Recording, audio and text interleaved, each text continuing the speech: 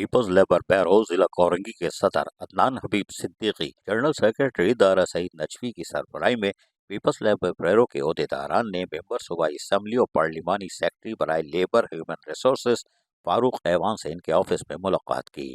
فاروق ایوان نے اپنے مکمل تعاون کا انہیں یقین دلایا اور اس بات پر زور دیا کہ ملازمین کے مسائل ترجیحی بنیادوں پر حل کرنے میں لیبر بیرو کی مکمل حمایت کی جائے گی اور جہاں جہاں ان کو تعاون درکار ہوگا وہاں وہ بھرپور مدد فراہم کریں گے۔ بعد ازاں چیف کوارڈینیٹر ممبر صوبائی اسمبلی PSP 95 نئی ایوان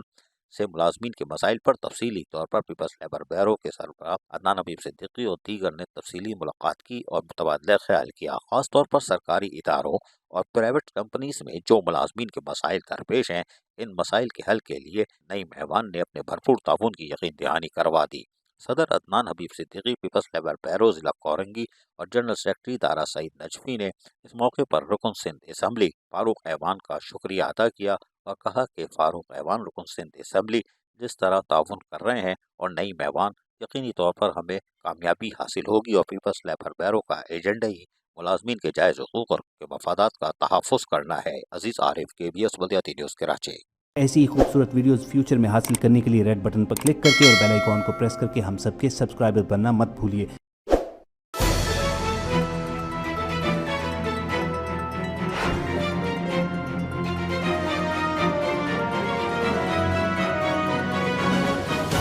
KBS بلدیاتی نیوز۔